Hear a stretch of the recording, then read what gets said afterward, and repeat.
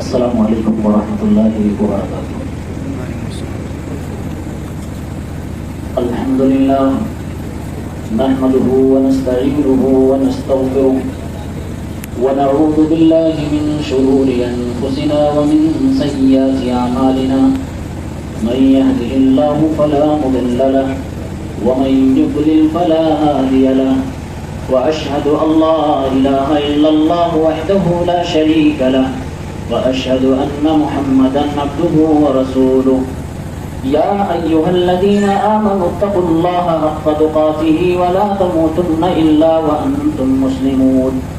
يا ايها الناس اتقوا ربكم الذي خلقكم من نفس واحده وخلق منها زوجها وبث منهما رجالا كثيرا ونساء، واتقوا الله الذي تساءلون به والارحام ان الله كان عليكم رقيبا۔ يا أيها الذين آمنوا اتقوا الله وقولوا قولا سديدا يصلح لكم أعمالكم ويغفر لكم ذنوبكم، ومن يطع الله ورسوله فقد فاز فوزا عظيما۔ أما بعد فإن خير الحديث كتاب الله، وخير الهدي هدي محمد صلى الله عليه وسلم، وشر الأمور محدثاتها وكل محدثة بدعة وكل بدعة ضلالة وكل ضلالة في النار۔ أعوذ بالله من الشيطان الرجيم، بسم الله الرحمن الرحيم۔ إن الله يأمر بالعدل والإحسان وإيتاء ذي القربى وينهى عن الفحشاء والمنكر والبغي يعظكم لعلكم تذكرون۔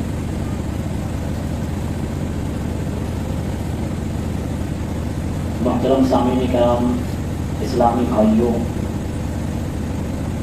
عزیز بچوں، پردہ-نشین ماں اور بہنوں، اسلام کا ایک لوتا کلمہ ہے، لا الہ الا اللہ محمد الرسول اللہ۔ کلمہ صرف ایک ہی ہے اور یہی ہے، جس کو ہم کلمہ طیبہ کہتے ہیں۔ اسی کلمے کی گواہی اور شہادت دے کر بندہ مسلمان ہوتا ہے۔ معنی اس کا ہے اللہ کے علاوہ کوئی معبود برحق نہیں ہے، اور محمد صلی اللہ علیہ وسلم اللہ کے رسول ہیں۔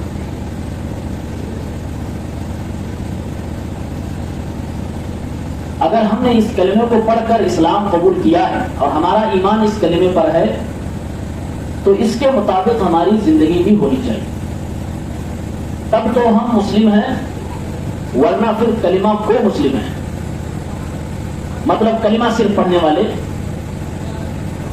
اس کلمے کے پہلے ٹکڑے کا تعلق حقوق اللہ سے ہے، اور دوسرے ٹکڑے کا تعلق حقوق النبی صلی اللہ علیہ وسلم سے، بلکہ حقوق العباد سے کہہ لیجیے۔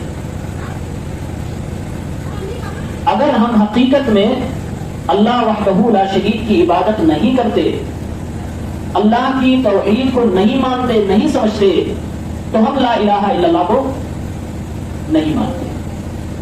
دوسرا ٹکڑا ہے محمد الرسول اللہ۔ اگر ہم محمد الرسول اللہ صلی اللہ علیہ وسلم کی زندگی کے ہر موڑ پر پیروی نہیں کرتے، تو گویا کہ ہم محمد رسول اللہ اس کلمے کو نہیں مانتے اور نہیں سمجھتے ہیں۔ آپ کے سامنے سورہ نحل کی آیت نمبر 90 کی تلاوت ہوئی ہے۔ اس آیت میں ایک خاص بات ہے، اللہ تعالیٰ خود ہمیں آپ کو نصیحت کر رہا ہے۔ ہم سب بہرائچ سے، شہر سے، 2 گاڑیوں سے 10-15 لوگ آپ کے وطن میں، آپ کے گاؤں میں آئے نصیحت کرنے کے۔ آپ کے پتہ کے لیے، علم کے لیے بات بتاؤں کہ آپ کے گھر میں جو قرآن موجود ہے اس میں خود اللہ آپ کو نصیحت کر رہا ہے۔ ہم اللہ کی گئی نصیحت کو آپ کے سامنے ڈلیور کرنے آئے ہیں، اور اللہ جب کسی کو نصیحت کرے تو وہ نصیحت کوئی معمولی نصیحت نہیں ہوتی۔ آئیے پہلے آیت پڑھتے ہیں۔ اللہ تعالیٰ نے ارشاد فرمایا، ان اللہ یأمر بالعدل والإحسان وإيتاء ذي القربى وَيَنْهَى عَنِ الْفَحْشَاءِ وَالْمُنكَرِ وَالْبَغْيِ يَعِظُكُمْ لَعَلَّكُمْ تَذَكَّرُونَ۔ بے شک اللہ تعالیٰ عدل و انصاف کا، اعتدال کا حکم دیتا ہے، احسان کا، عفو درگزر کا، معاف کر دینے کا، اخلاص کا حکم دیتا ہے، غریبوں کو، رشتہ داروں کو صلہ رحمی کا حکم دیتا ہے، اور وہ اللہ تمہیں منع فرماتا ہے ہر فحش و منکر چیز سے، ظلم و زیادتی سے۔ یعظکم، اللہ تعالیٰ تمہیں نصیحت کر رہا ہے، لعلکم تذکرون، تاکہ تم نصیحت حاصل کرو۔ خود اللہ نے کہا کہ اللہ تمہیں نصیحت کر رہا ہے۔ اس آیت میں اللہ نے جو پہلی نصیحت کی ہے، عدل کی نصیحت کی ہے۔ عدل کے دو معنی ہیں، ایک مشہور معنی ہے انصاف۔ عدل مطلب انصاف کرنا، بےایمانی نہ کرنا، انصاف اپنے خلاف جائے تب بھی انصاف کرنا، انصاف اپنے کسی قریبی کے خلاف جائے تب بھی انصاف کرنا، انصاف کسی غیر کے خلاف جائے تب بھی انصاف کرنا، ہر حال میں انصاف کے دامن کو پکڑ کے رکھنا، اس کو کہتے ہیں عدل۔ اور یقین سے بتاؤ اس دنیا میں سب سے بڑا عدل کیا ہے؟ سب سے بڑی انصاف کی بات کیا ہے؟ اس دنیا میں سب سے بڑی انصاف کی بات وہ بات ہے جس کی گواہی اللہ خود دے رہا ہے، فرشتے اس کی گواہی دیتے ہیں، اور آسمان و زمین کے تمام وہ ہستیاں جو علم والی ہیں وہ گواہی دیتی ہیں۔ وہ اس دنیا کی سب سے عدل و انصاف کی بات ہے۔ وہ کون سی بات ہے؟ سورہ ال عمران آیت نمبر 18 اللہ تبارک و تعالیٰ نے فرمایا شہید اللہ انہ لا الہ الا هو والملائکۃ واولو العلم قائما بالقسط لا الہ الا هو العزیز الحکیم۔ اللہ تعالیٰ بیان کرتا ہے، اللہ رب العالمین واضح کر رہا ہے، اللہ تعالیٰ نشاندہی کر رہا ہے، اے دنیا کے لوگوں، اور اللہ کے تمام فرشتے بھی گواہی دے رہے ہیں، اور اللہ تعالیٰ کے وہ تمام مخلوقات، وہ تمام بندے جن کو اللہ نے علم عطا فرمایا، وہ گواہی دے رہے ہیں کہ اللہ کے علاوہ کوئی معبود برحق نہیں، لا الہ الا هو العزیز الحکیم۔ اللہ تعالیٰ وہی معبود برحق ہے، وہی طاقتور ہے، وہی حکمت والا ہے۔ سب سے بڑے انصاف کی بات یہ ہے، اس لیے ہر انسان کو توحید پرست بننا چاہیے۔ یہ اللہ کی پہلی نصیحت، یہ اللہ رب العالمین کا پہلا پند و موعظت ہے جو ہمارے اور آپ کے سامنے آیا ہے۔ اور انصاف کی بات بتلاؤں، اللہ نے قرآن مجید کے اندر اپنے پیغمبر صلی اللہ علیہ وسلم کے جو حقوق بتلائے، اپنے نبی کے حق بتلاتے ہوئے اللہ رب العالمین فرماتا ہے جو لوگ رسول اللہ صلی اللہ علیہ وسلم کی اطاعت و فرما برداری کر رہے ہیں وہ گویا کہ اللہ کی فرما برداری کر رہے ہیں۔ من یطع الرسول فقد اطاع اللہ، اللہ کے رسول کی اطاعت اللہ کی اطاعت در حقیقت ہے، یعنی کہ اللہ کے نبی صلی اللہ علیہ وسلم کی اطاعت کرنا، آپ کی فرما برداری کرنا، آپ کی اتباع کرنا اس دنیا کا دوسرا سب سے بڑا انصاف ہے جو ہمیں کرنا چاہیے۔ اگر ہم توحید پرست نہیں، اگر ہم نبی علیہ السلام کی اطاعت و فرما برداری کرنے والے نہیں ہیں تو ہم انصاف پرور نہیں ہیں، ہم عدل پر عمل کرنے والے نہیں۔ انصاف کی بات آئیے اللہ کے نبی صلی اللہ علیہ وسلم کی زندگی سے سیکھے۔ انصاف ہمارے نبی کیسے کیا کرتے تھے؟ صحیح مسلم بخاری کی روایت ہے، فاطمہ نام کی کسی عورت نے چوری کر لی، بڑے خاندان بڑے قبیلے سے ہے، صحابہ کرام میں یہ بات مشہور ہو گئی کہ اس کی چوری پکڑی گئی ہے، اب اس کا ہاتھ بھی کاٹ دیا جائے گا۔ کچھ لوگ آپس میں کہنے لگے اتنے بڑے خاندان سے تعلق رکھنے والی، اس کے باپ تو فلاں صاحب ہے، اس کے دادا تو فلاں صاحب ہے، اس کا ہاتھ اگر کاٹ دیا جائے گا تو فلاں خاندان کی ناک کٹ جائے گی۔ آپس میں صحابہ کرام اسی طرح سے گفتگو کر رہے تھے۔ صحابہ میں سے کسی نے مشورہ دیا کہ چلو اللہ کے نبی سے اس کے لیے کچھ خصوصی پیشکش کی جائے کہ اللہ کے نبی اس کے ہاتھ کاٹنے سے منع فرما دیں۔ لیکن کسی صحابہ کی جرات نہیں ہو رہی تھی کہ اللہ کے نبی سے یہ بات کہہ سکیں۔ اسامہ ابن زید رضی اللہ تعالیٰ عنہ جو اللہ کے نبی کے بڑے چہیتے تھے، ان کو لوگوں نے بنایا کہ آپ اللہ کے نبی کے پاس جاؤ اور اللہ کے نبی سے اس مسئلے میں بات کرو۔ اللہ کے نبی کے پاس یہ گئے، اللہ کے نبی نے غصے کا اظہار فرمایا اور فرمایا اتشفع فی حد من حدود اللہ، اے اسامہ ابن زید کیا تم اللہ کی بتائی گئی اور بنائے گئے قانون میں سے کسی قانون کو ڈسمس کرنے کی بات مجھ سے کرنے آئے ہو، یا اللہ کے بنائے گئے قانون کو توڑنے کی بات کرنے آئے ہو؟ اگر میں تمہاری بات کو تسلیم کر لوں، دنیا کو کیا پیغام جائے گا کہ محمد رسول اللہ اپنے قیمت اللہ کو اپنے دشمنوں پہ نافذ کرتا ہے، اور جب اپنوں میں بات آتی ہے تو اس کو توڑ دیتا ہے، اس کو ختم کر دیتا ہے۔ اللہ کے نبی منبر پہ کھڑے ہو گئے اور فرمایا پرانے زمانے کے لوگوں کی غلطیاں یہ تھی کہ جب ان میں کوئی شریف آدمی، کوئی امیر آدمی، کوئی مالدار آدمی غلطی کرتا تھا تو لوگ اسے معاف کر دیتے تھے، اس کی غلطی کو غلطی نہیں سمجھتے تھے، لیکن وہی غلطی جب کوئی غریب کر جاتا، کوئی مسکین کر جاتا، کوئی روڈ پہ چلنے والا ایسا انسان کر جاتا جس کے کپڑے پرانے ہوں، جس کے جسم کے اوپر کئی طرح کے چیتھڑے پڑے ہوئے ہوں، تو لوگ اس کے اوپر اپنا سارا قانون تھوپ دیا کرتے تھے۔ اللہ کے نبی صلی اللہ علیہ وسلم نے فرمایا، اور دنیا کے لوگوں سنو، لو ان فاطمہ بنت محمد سرقت لقطعت یدها، اگر میری بیٹی میرے ذریعے سے پیدا ہونے والی میری دختر میری بیٹی فاطمہ بنت محمد نے بھی یہ چوری کی ہوتی اور وہ پکڑی جاتی تو محمد رسول اللہ اپنے ہاتھ سے اپنی بیٹی کا ہاتھ کاٹ دیتا۔ یعنی کہ انصاف محمد رسول اللہ ہر حال میں کرتے، خود پر آتی تب بھی انصاف کرتے، دوسروں پر آتی تب بھی انصاف کرتے۔ اللہ کے نبی نے دنیا کو انصاف کا پیغام دیا اور اللہ تعالیٰ نصیحت بھی کر رہا ہے، لوگوں جن کو سماج میں، جن کو معاشرے میں اللہ نے کچھ حیثیت دے رکھی ہے، اگر تم سے کوئی فیصلہ کروانے کے لیے آ جائے تو انصاف سے فیصلہ کیا کرنا۔ ان اللہ یأمر بالعدل، اللہ انصاف کا حکم دیتا ہے۔ اللہ اعتدال کی بھی بات کرتا ہے، لوگوں میں اعتدال نہیں ہے۔ ہمارے آؤ بھاؤ کو دیکھیے، ہماری روزمرہ کی زندگی میں اعتدال نہیں۔ ہم کبھی غصے میں آ جائیں تو بیوی کو طلاق دے بیٹھے اور کبھی پیار کرنے پہ آئے تو بیوی کے نام اپنی ساری جائیداد کر کے اپنا نکلے ہو جائیں۔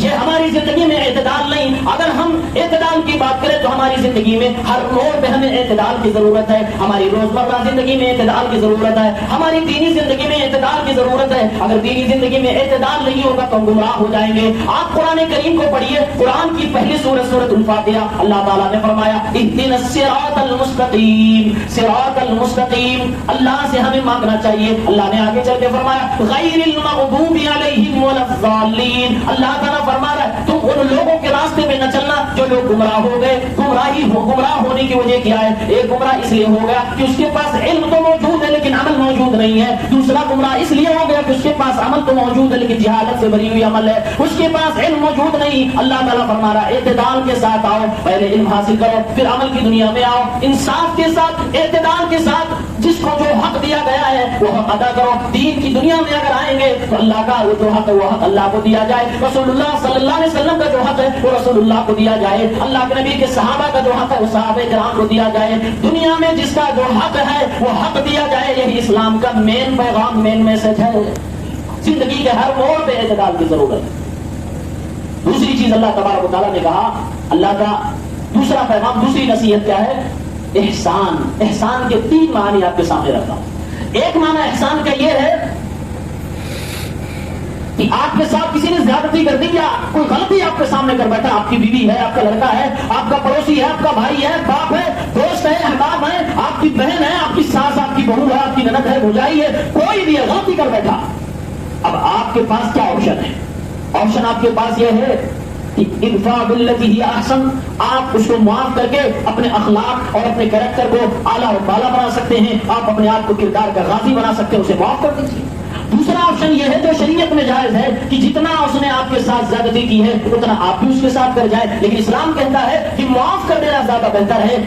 غلطی سامنے والا کر گیا اور شرمندہ ہو گیا، آپ اگر اسے معاف کر دے رہے ہیں، اسلام کہتا ہے یہ احسان ہے، آپ اس کو معاف کر کے اس کے ساتھ احسان کر رہے ہیں تو اللہ تعالیٰ فرماتا ہے میرے بندو تم احسان بھی کیا کرو۔ اور یہ احسان اس وقت اور زیادہ انمول ہو جاتا ہے جب احسان کے تئیں یعنی اس معافی کے زمرے میں کوئی آپ کا قریبی آ جائے۔ یعنی کہ اگر کبھی غلطی آپ کے اپنے بیٹے سے ہو جائے تو باپ کو چاہیے کہ باپ بیٹے کو سمجھائے، معاف کر دے۔ اگر غلطی کبھی ماں باپ سے ہو جائے تو بیٹے کو چاہیے کہ اپنے ماں باپ کو معاف فرما دے۔ اگر کبھی غلطی کسی اور سے ہو جائے، شوہر سے ہو جائے تو بیوی معاف کر دے، بیوی سے ہو جائے تو شوہر معاف کر دے۔ یعنی کہ یہ جو نازک رشتے ہیں، ان رشتوں میں معافی کا چلن اگر عام ہو جائے تو بہت سارے جھگڑے آٹومیٹک ختم ہو جائیں گے۔ اللہ نے فرمایا ان اللہ یأمر بالعدل والاحسان، اللہ احسان کا بھی حکم دیتا ہے۔ احسان کا دوسرا معنی یہ ہے اگر کسی نے آپ کے ساتھ لین دین کر لیا، لین دین میں برابری برابری چلتی ہے، آپ سے کسی نے قرض مانگ لیا اور آپ نے اس کو قرض دے بھی دیا، آپ نے اس کے ساتھ احسان کیا کہ آپ نے اس کو قرض دے دیا۔ اب اللہ کے نبی صلی اللہ علیہ وسلم کی حدیثوں کے مطابق اس کی روشنی میں اگر گفتگو کی جائے، اگر آپ نے پہلے یہ شرط لگا دی کہ میں 1000 دے رہا ہوں قرض، 1 مہینے کے بعد مجھے واپس چاہیے، لیکن 1000 کی جگہ پہ میں تم سے 1200 یعنی 200 روپے ایکسٹرا لوں گا، اسلام کہتا ہے یہ انٹرسٹ ہے، یہ سود ہے، یہ حرام ہے، تم زیادہ مال نہیں لے سکتے ہو۔ لیکن اسلام نے یہ بھی آپشن دیا ہے اگلا آدمی جس کے ساتھ احسان کیا گیا ہے وہ بندہ اگر اپنی خوشی سے یہ سوچ کر کہ اگلے نے میرے ساتھ میرے بھلائی کے لیے میری مدد کی، میرے غلط ٹائم پہ میرے مشکل کے وقت میں میرے لیے سہارا بنا، مجھے 1000 میری مجبوری میں دیا تھا، اب میرے پاس آ گیا ہے تو میں اسے 1000 کے بجائے 1200 دوں گا، اسلام کہتا ہے یہ جائز ہے، یہ حرام نہیں ہے۔ اسلام میں احسان کا ایک معنی یہ بھی رکھا گیا ہے کہ آپ کسی کو بدلہ دینے جاؤ تو برابر سرابر نہ کر کے بلکہ کچھ زیادہ دے آؤ، اور یہ احسان ماں باپ کے ساتھ بڑے اچھے انداز میں ہونا چاہیے۔ احسان کا ایک تیسرا معنی ہے اخلاص۔ اللہ کے نبی صلی اللہ علیہ وسلم کے پاس ایک بار جبرائیل علیہ السلام آئے، صحیح مسلم کی غالباً 3 نمبر کی حدیث ہے، حدیث جبرائیل کے نام سے مشہور ہے۔ سوال و جواب کا سیشن چل رہا، اس میں حضرت جبرائیل نے سوال کیا من احسان یا رسول اللہ، اے اللہ کے نبی احسان کسے کہتے ہیں؟ احسان کے ایک معنی یہ بھی ہے، آپ صلی اللہ علیہ وسلم نے فرمایا الاحسان ان تعبد اللہ کانک تراہ فان لم تکن تراہ فانہ یراک۔ عبادت میں اتنا اخلاص ہو، اتنا دل لگا کہ تم اللہ کے سامنے جھکو، اللہ کی عبادت کرو، اپنے ایشور کے سامنے اتنا دل لگا کر اس کی عبادت کرو، اپاسنا کرو کہ تم کو ایسا محسوس ہونے لگے کہ تم اپنے اللہ کو دیکھ رہے ہو۔ اگر تمہیں ایسا احساس نہ ہو پائے تو کم سے کم اتنا احساس ضرور ہو جائے کہ ہمارا اللہ ہمیں دیکھ رہا ہے، جس کے سامنے ہم کھڑے ہیں وہ ہمارے اوپر اپنی نگاہیں رکھے ہوئے ہے، وہ ہمارے حالات سے واقف ہے، وہ ہمارے دل کی دھڑکنوں سے واقف ہے، وہ ہمارے دلوں کی نیتوں سے سوچوں سے واقف ہے۔ یہ کم از کم خیال آ جائے، اللہ کے نبی فرماتے ہیں اس کو بھی احسان کہتے ہیں۔ نمازیں بھی بڑی عجیب عجیب ہوتی ہیں، لوگ نمازوں میں اپنی دکانوں کا حساب لگا رہے ہیں، لوگ نمازوں میں اپنی روزمرہ زندگی کی روٹین کو چیک کر رہے ہیں، لوگ نمازوں میں اپنے رشتہ داروں کو کاؤنٹ کر رہے ہیں، لوگ نمازوں میں الگ الگ دنیا میں مست ہیں۔ کوئی نماز میں اپنی محبوبہ کو یاد کر رہا ہے، کوئی اپنے بزنس کو یاد کر رہا ہے، کوئی اپنی دکان کو یاد کر رہا ہے، کوئی اپنے دشمن کو یاد کر رہا ہے، کوئی اپنے دوست کو یاد کر رہا ہے۔ نماز میں آپ کی ہماری نگاہوں کا مرکز اللہ رب العالمین ہونا چاہیے۔ اللہ کے نبی فرماتے ہیں ایسے عبادت کرو کہ تم اللہ کو دیکھ رہے ہو۔ اگر یہ دل میں نہ آ پائے تو کم از کم اتنا تو ہونا ہی چاہیے کہ اللہ ہمیں دیکھ رہا ہے، اور جب ایسا ہوگا تو بندہ نماز میں غفلت نہیں کرے گا، بندہ نماز میں خشوع و خضوع کے ساتھ اللہ کی عبادت میں آئے گا اور بالکل اطمینان سے سکون سے اپنے ایشور اپنے اللہ کے سامنے جھکے گا۔ یہ دوسری اللہ کی نصیحت ہے۔ تیسری نصیحت وَإِيتَاءِ ذِي الْقُرْبَىٰ، قریبیوں کو، رشتہ داروں کو، اپنے سے جو کلوز لوگ ہیں ان کو دو، یہ اللہ کی نصیحت ہے۔ مفسرین نے یہاں پر لکھا ہے عدل کے اندر یہ بات داخل ہے کہ جو حصے دار حقدار ہے اس کو دو۔ بھائی غریب ہے، ہم امیر ہیں، میرا حق بنتا کہ بھائی کو دے، یہ احسان بھائی کے اوپر میری طرف سے ہو سکتا ہے، لیکن بھائی کو احسان کے بوجھ کے طرح کرنا نہیں ہے، کیونکہ اس کا حق ہے کہ بھائی کما رہا ہے، میں غریب و فقیر ہونے کی حیثیت سے میرا حق بنتا ہے، میں دوں۔ عدل میں بھی یہ چیز داخل ہے، احسان میں بھی یہ چیز داخل ہے، لیکن پھر بھی اللہ رب العالمین نے الگ سے قریبی کو، دوست کو، رشتہ دار کو دینے کی بات کہی ہے۔ کیوں کہا؟ اس لیے کہ آپ اچھے اچھے لوگوں کو دیکھیں گے جو دیندار بھی ہیں، جو انصاف پرور بھی ہیں، جو سماج میں اٹھنے بیٹھنے والے لوگ بھی ہیں، جو عزت دار مالدار سب کچھ ہے ان کے پاس، عبادت گزار بھی ہیں، سب کچھ ہے، لیکن معاملہ اپنے رشتہ داروں کے ساتھ ان کا خراب چل رہا ہے۔ رشتہ داروں کے ساتھ اچھا ویوہار کرنا یہ ایک الگ میٹر ہے انسان کی عبادت سے، اس لیے اللہ رب العالمین نے خصوصی طور سے رشتہ داروں کا ذکر فرمایا، اور رشتہ داروں میں بھی ان کا ذکر فرمایا جو تمہارا قریبی ہے، جو جتنا قریبی ہوگا اس کا اتنا ہی زیادہ حق بنتا چلا جائے گا، اس لیے فرمایا وَإِيتَاءِ ذِي الْقُرْبَىٰ، اپنے قریبیوں کو بھی دو۔ یہ اللہ تمہیں حکم دے رہا، تمہیں نصیحت کر رہا ہے۔ اور ایک عجیب بات بتاؤں، رشتہ داروں کا حق کبھی ختم نہیں ہوتا ہے، یہ اسلام کی امتیازی شان ہے۔ آپ کا بھائی آپ کے ساتھ بدتمیزی کرے تو آپ کیا کہو گے کہ بھائی کا حق، میں امیر ہوں وہ غریب ہے، اس کا ختم ہو گیا، اب میں اسے نہیں دوں گا۔ بھائی چھوڑیے، دوست ہے آپ کا، آپ کی اس سے جمتی ہے، وہ غریب ہے، اگر آپ کے ساتھ وہ بدتمیزی کر رہا ہے آپ اسے دے رہے ہو تب بھی اس کا حق ختم نہیں ہوا ہے۔ بدتمیزی کا لیول یہاں تک پہنچ جائے کہ کوئی آپ کا خالہ زاد، پھوپھا زاد، کوئی بھائی ہے، دور کا رشتہ دار ہے، آپ اسے 2500 1000 روپیہ مہینہ دیتے تھے، 10-5 کلو غلہ آپ اسے منتھلی دیتے تھے، لیکن اس نے آپ کی بیٹی پر کچھ تہمت لگا دی، اس نے آپ کی بیوی پر کچھ الزام لگا دیا، اب آپ اور ہم کیا سوچیں گے؟ اچھا میرا کھاتا تھا اور میرے ہی گھر پہ ڈاکہ بول گیا، اب آج کے بعد اس کم وقت کو ایک دانہ نہیں دوں گا، 1 روپیہ نہیں دوں گا، بلکہ بھائی مجلس میں اسے ہم بدنام بھی کریں گے اور کہیں گے میرا کھایا آج تک اتنا کھا چکا ہے لیکن میرے خلاف پکڑا ہے۔ یہی ہم کرتے نا، یہ ہمارا سماج بھی کرتا ہے، لیکن اسلام کہتا ہے اگلا بدتمیزی کرے پھر بھی وہ تمہارا رشتہ دار ہے تو اس کا حق نہیں ختم ہوگا، آپ کو کنٹینیو دینا پڑے گا۔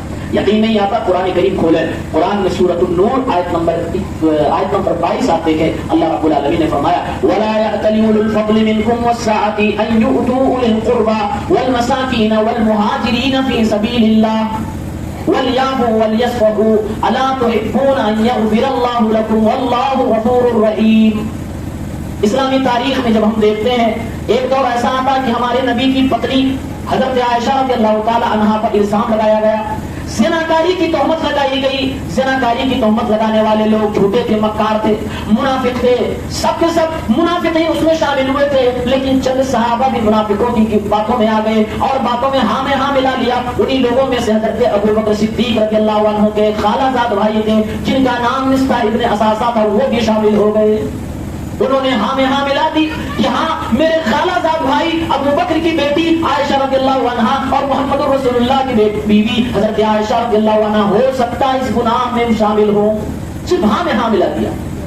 ابو بکر صدیق جو باپ ہے، ایک باپ کے سامنے اگر اس کی بیٹی پر الزام لگایا جائے تو باپ کو کتنی تکلیف ہوگی، ایک باپ بھی بہتر سمجھ سکتا ہے۔ باپ اپنی بیٹی کے لیے روئے گا بھی، لڑے گا بھی، جھگڑا بھی کرے گا، اپنی بیٹی کے لیے دفاع بھی کرے گا۔ اور وقت کے امام محمد رسول اللہ صلی اللہ علیہ وسلم کی بیوی بھی حضرت عائشہ ہے، ان کے اوپر الزام لگایا گیا اور لگانے والا کون؟ حضرت ابو بکر صدیق کا خالہ زاد بھائی مصطح بن اساسہ۔ ابو بکر صدیق کو جب معلوم چلا کہ اس میں میرا بھائی بھی جو خالہ زاد ہے وہ بھی شریک ہے، قسم کھائی، اللہ کی قسم ہے، لا انفق علیہ ابدا، آج کے بعد میں اس کو ایک رتی بھی دانا نہ دوں گا، ایک بھی دانا نہ دوں گا۔ وہ ہر مہینے اپنے خالہ زاد بھائی کو کچھ نہ کچھ دیا کرتے تھے، قسم کھا لی آج کے بعد سے میں اسے کچھ بھی نہ دوں گا، میں ہمیشہ کے لیے قسم کھاتا ہوں۔ ابو بکر صدیق نے ادھر قسم کھائی، مصطح ابن اساسہ کو نہیں دیں گے۔ حقیقت میں مصطح ابن اساسہ سے غلطی ہوئی تھی، لیکن ابو بکر صدیق بھی اپنی جگہ پر اپنی بیٹی اور پھر امام الانبیاء محمد رسول اللہ کی بیوی ام المومنین حضرت عائشہ کا دفاع کر رہے تھے، اسی لیے انہوں نے قسم کھا لی۔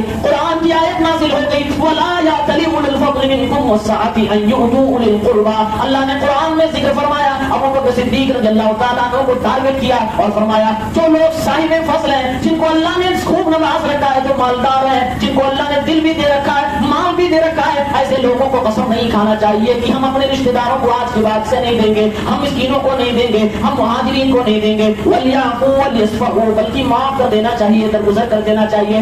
أَلَا تُحِبُّونَ أَن يَغْفِرَ اللَّهُ لَكُمْ، اے وہ لوگوں جنہوں نے اس طرح کی قسمیں کھا رکھی ہیں کہ میں اپنے فلاں رشتہ دار کو آج کے بعد سے بات نہیں کروں گا، اس کو بلاؤں گا نہیں، اس کو دعوت نہیں دوں گا، اس کے گھر جاؤں گا نہیں، اس کو جو بھی آج تک میں دیتا آ رہا ہوں سب کچھ بند کر ڈالوں گا۔ اللہ ایسے لوگوں کو مخاطب کرتے فرما رہا ہے، اے میرے بندو کیا تم یہ نہیں پسند کرتے کہ تمہارا اللہ بھی تمہاری غلطیوں پہ تمہیں معاف کر دے؟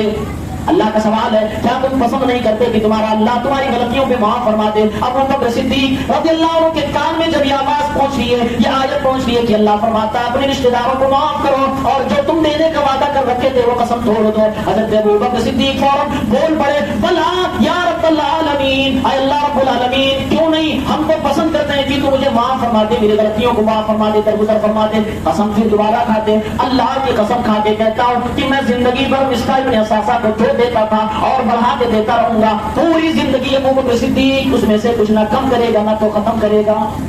یہ قرآن کی آیت اور یہ ابو بکر صدیق رضی اللہ عنہ کا واقعہ صحیح بخاری کے اندر موجود ہے۔ آپ اندازہ کریں اسلام کتنا نرالا مذہب ہے اور کس طریقے سے رشتہ داروں کے ساتھ سلوک کرنے کی تعلیم دیتا ہے۔ اسی لیے اللہ کے نبی صلی اللہ علیہ وسلم نے فرمایا رشتہ داری نبھانے کا جو فلسفہ ہمارے اور آپ کے درمیان ہے نا کہ اس نے ہم کو شادی میں پوچھا تھا تو ہم پوچھیں گے، اس نے نہیں پوچھا تو ہم کیوں، اس نے نہیں بلایا تو ہم کیوں، اس نے سلام نہیں کیا تو ہم کیوں، یہ جو ہمارا فلسفہ یہ اسلام کا فلسفہ نہیں ہے۔ اللہ کے نبی صلی اللہ علیہ وسلم نے فرمایا اصل رشتہ داری نبھانے کی باری وہاں آتی ہے جب اگلا بھاگ رہا ہو، اگلا کاٹ رہا ہو، آپ دوڑے جاؤ اس کے پیچھے، اس کو مناؤ اور وہاں رشتہ داری نبھاؤ۔ یہ اصل رشتہ داری نبھانا، جو آپ کے ساتھ بنا رہا ہے آپ اس کے ساتھ بنا رہے ہو، یہ تو پھر اوروں میں اور غیروں میں اپنوں میں کوئی فرق نہ ہوگا۔ ایک دوست بھی جو جس سے آپ کا خون کا رشتہ نہیں، جو آپ کا رشتہ دار نہیں، وہ بھی آپ کے ساتھ اچھائی سے رہ رہا ہے تو آپ بھی اس کے ساتھ اچھائی سے رہ رہے ہو، لیکن جو رشتہ دار آپ سے دور بھاگ رہا ہے اس کو جب آپ مناؤ گے تب رشتہ داری نبھانے کا ثواب آپ کو دیا جائے گا۔ اور یہ چھوٹا ثواب نہیں ہے۔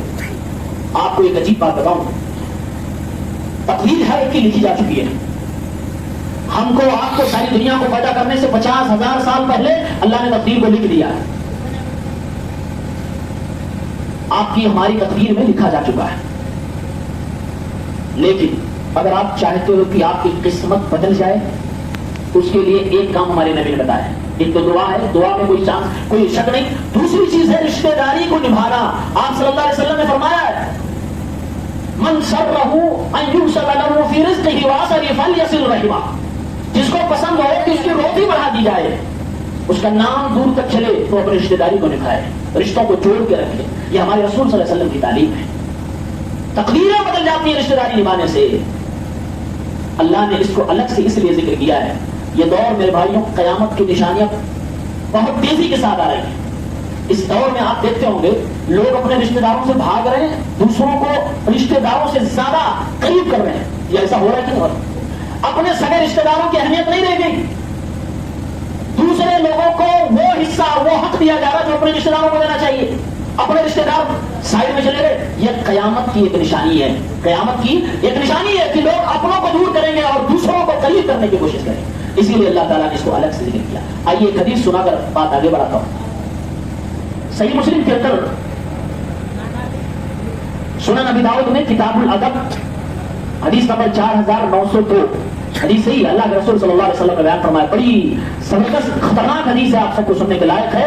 اللہ کے رسول صلی اللہ علیہ وسلم کیا فرماتے ہیں؟ مالک یوم الدین، فیصلے کا دن، حساب و کتاب کا دن تو قیامت کا دن ہے.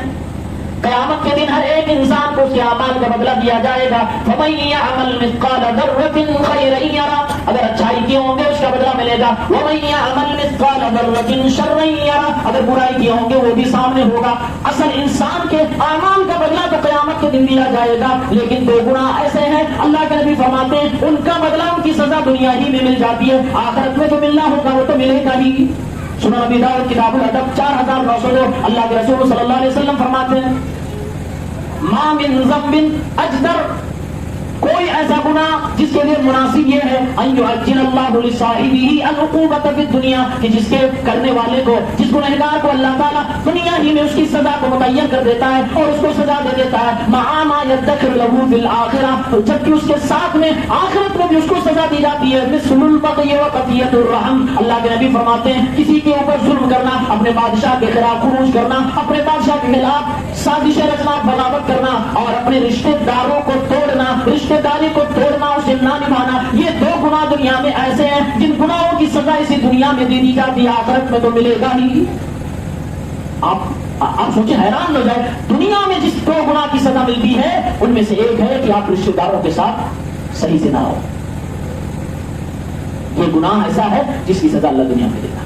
اسی لیے آپ کو ایسی کثیروں مثالیں مل جائیں گی کہ جنہوں نے اپنی کسی رشتے دار کے اوپر ظلم کیا ہو، مرنے سے پہلے اس نے مزہ چکھ لیا ہے، مرنے سے پہلے اس نے مزہ چکھ لیا ہے.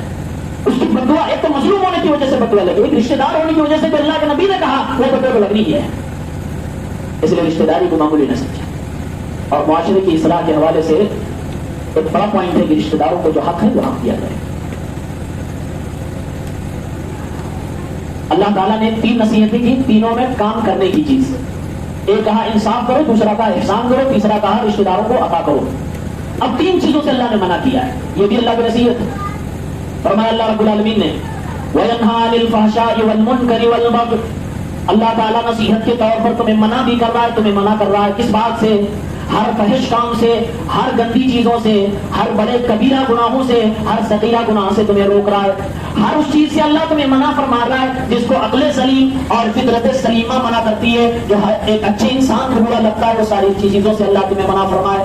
اللہ تعالیٰ تمہیں ظلم کرنے سے منع فرما رہا ہے. اللہ تعالیٰ تمہیں اپنے بادشاہ کے خلاف خروج کرنے سے منع کر رہا ہے، اپنے بادشاہ کے خلاف بغاوت کرنے، سازشیں کرنے سے منع فرما رہا ہے. یعظکم، اللہ تمہیں ان باتوں کی نصیحت کر رہا ہے تاکہ تم نصیحت حاصل کر لو.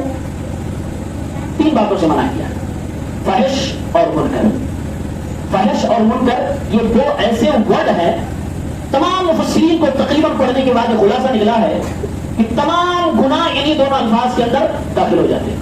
کوئی ایسا دنیا میں گناہ نہیں ہے جو ان دونوں الفاظ کے اندر نہ آ جائیں. اللہ کے نبی کے حوالے سے آپ کی بیوی فرماتی ہیں ما کان رسول اللہ فاحشا ولا متفحشا، ہمارے نبی صلی اللہ علیہ وسلم نہ تو زبان سے فحش گوئی کرتے تھے، نہ تو آپ کے کردار سے فحش گوئی ظاہر ہوتی تھی. اللہ کے نبی صلی اللہ علیہ وسلم گندی چیزوں سے، ناشائستہ چیزوں سے، غیر اخلاقی چیزوں سے، ولگر چیزوں سے، ان تمام چیزوں سے اپنی زبان کو بھی دور رکھتے تھے، اپنے کردار کو بھی دور رکھتے تھے. اور یقیناً کردار کا غازی وہ بندہ ہوا کرتا ہے جس کی زبان پہ کنٹرول ہو اور جس کے کردار افعال پر بھی اپنی کنٹرول ہو.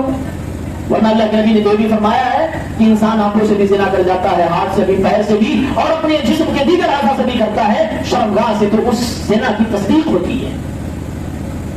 یہ اللہ کی نصیحت ہے. 3 کام کرنا ہے اور 3 سے اپنے آپ کو روکنا ہے.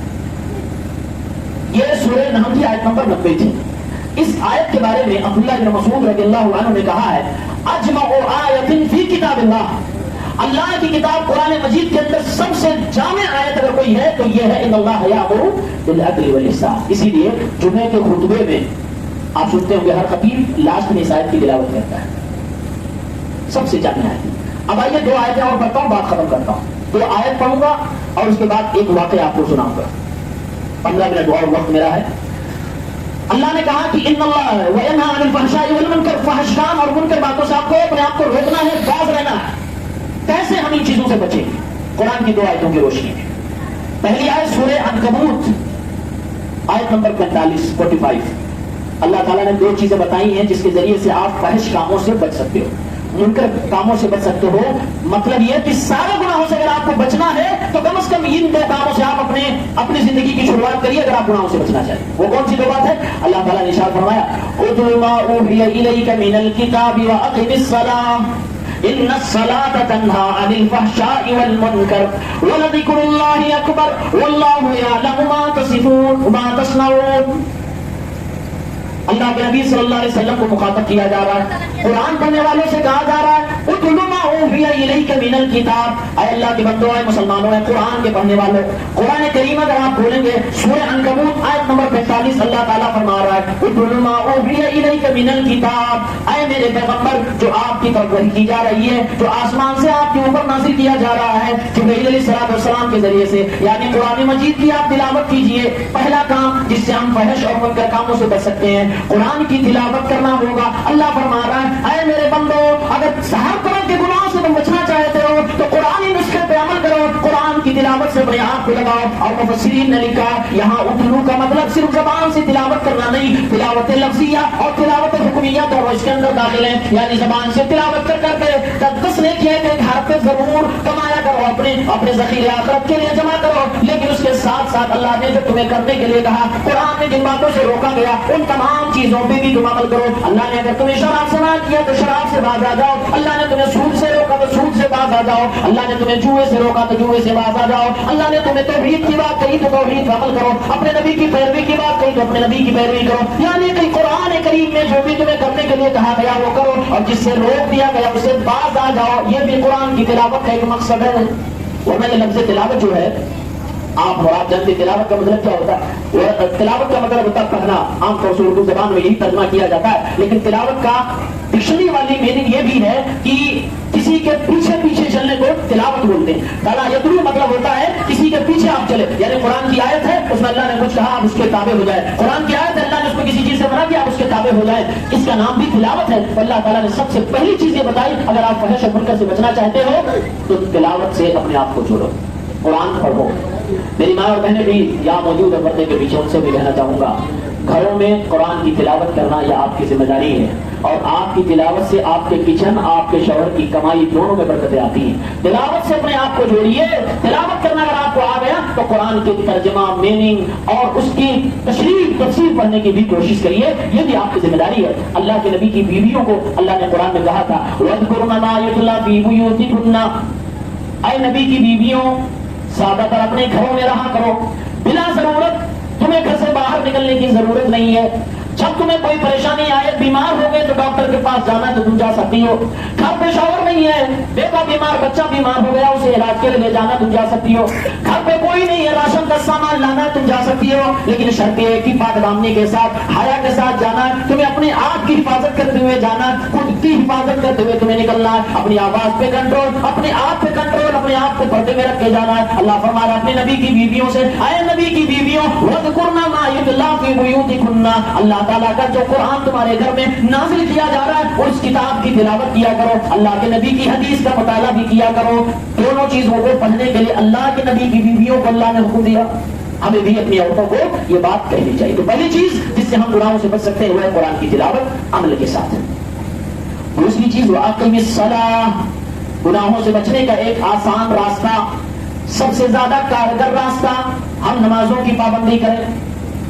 نماز کی پابندی کریں. ان الصلاۃ تنہا عن الفحشاء والمنکر, کیونکہ نماز انسان کو فحش اور منکر کاموں سے روکتی ہے, منع کرتی ہے. یہ خود اللہ تعالیٰ نے بتایا ہے. اب کوئی یہ سوال نہ کرے کہ مولانا بڑے بڑے نمازیوں کو دیکھا ہے کھیت میں میڑ جھانٹتے ہوئے, مولانا بڑے بڑے نمازیوں کو دیکھا ہے بیٹے کی شادی میں جہیز مانگتے ہوئے, مولانا بڑے بڑے نمازیوں کو دیکھا ہے جھوٹ بولتے ہوئے. ہو سکتا ہے, اس میں کوئی بعید بات نہیں ہے. اس کو یوں سمجھے, اللہ نے جو بات کہی وہ سچ ہے, اس میں کوئی شک نہیں ہے. اللہ نے کیا بات کہی, کہا نماز پڑھو. کیوں؟ اس لیے کہ نماز پڑھنے سے آپ گناہوں سے بچ پاؤ گے. نماز خود اس کے اندر ایسی تاثیر ہے کہ اپنے پڑھنے والے کو فحش اور منکر چیزوں سے روک دیتی ہے. یہ بات تو صحیح ہے. اس کو یوں سمجھایا ہے حافظ صلاح الدین یوسف نے اپنی تفسیر میں.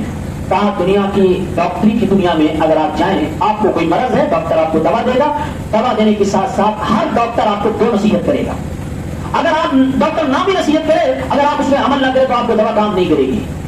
ڈاکٹر کی پہلی نصیحت ہوگی آپ دوا کو ٹائم پر کھائیں گے, اور یہ تو باقاعدہ پرچے میں لکھا رہتا ہے کہ صبح دوپہر شام, یہ تو لکھا رہتا ہے. ٹائم پہ آپ دوا کھائیں گے, جتنا ڈاکٹر نے بتلایا اتنا ہی کھائیں گے, زیادہ بھی نہیں کم بھی نہیں.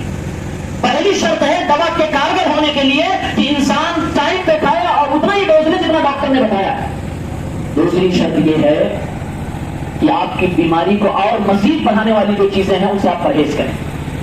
یعنی کہ ڈاکٹر کے بتائے ہوئے طریقے پر آپ کو دوا کھانی ہے اور پرہیز بھی کرنا. جب ان 2 طریقوں پہ آپ دوا کا استعمال کریں گے تب آپ اپنی بیماری سے شفا پا سکتے ہیں. عین ممکن ہے اللہ تعالیٰ آپ کو شفا دے. اب اگر کوئی دوست کہے کہ نہیں ہم ڈاکٹر صاحب کو دکھا کر دوا لے آئے, ڈاکٹر صاحب نے لکھا صبح شام, ہم اس کو 3 ٹائم نہیں 5 ٹائم کھائیں گے, دوا ہی تو ہے, ہم اپنی مرضی سے کھائیں گے, ہم زیادہ کھا رہے ہیں اچھی بات ہے, تو اس کو نقصان کر جائے گی دوا, اور باقاعدہ طور سے وہ پھر سے میڈیکل میں ہاسپٹل میں جا کے بھرتی ہو سکتا ہے.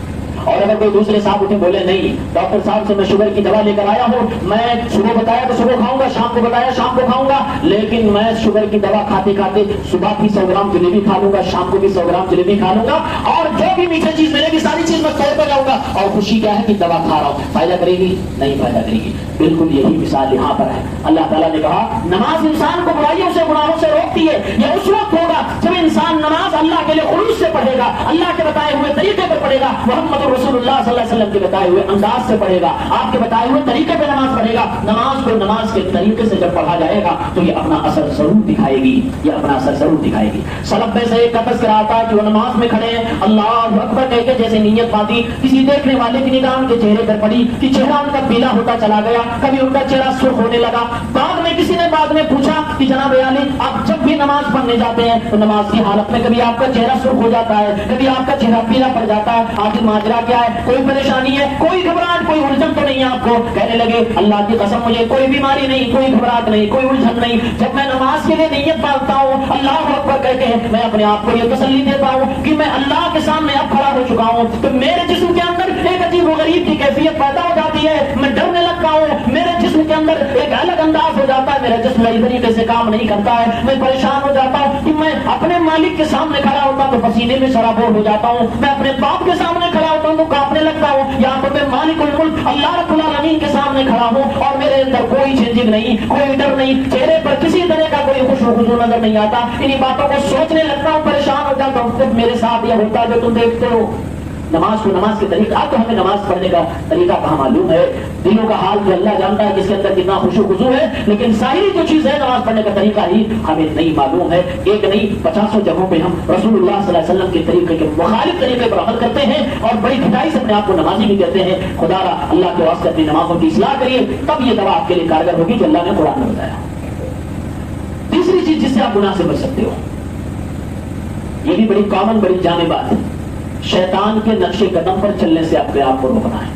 اللہ تعالیٰ نے قرآن میں کہا ہے سورہ نور کی آیت نمبر 21 میں, یا ایھا الذین آمنوا لا تتبعوا خطوات الشیطان, اے ایمان والو شیطان کے نقش قدم پہ نہ چلو, قدم بقدم شیطان کے نہ چلو. ومن یتبع خطوات الشیطان, جو شیطان کے نقش قدم پہ چلتا ہے, شیطان کے پیچھے پیچھے چلتا ہے, وہ جان لے فإنہ یأمر بالفحشاء والمنکر, کہ شیطان کا کام ہی انسان کو فحش کاموں کی طرف لے جانا, انسان کو گندی چیزوں کی طرف لے جانا, گناہوں کی دلدل میں لے جا کر دھکیل دینا. یعنی کہ اللہ تعالیٰ یہ بیان فرما رہا ہے, اے میرے بندو اگر تم فحش و منکر کاموں سے بچنا چاہتے ہو, گناہوں سے اپنے آپ کو بچانا چاہتے ہو, تو شیطان شیطان کے نشے قدم پہ چلنا بند کر دو، شیطان کی پیروی کرنا چھوڑ دو، اللہ کی پیروی کرو، اللہ کی اطاعت کرو، محمد رسول اللہ صلی اللہ علیہ وسلم کی اطاعت کرو۔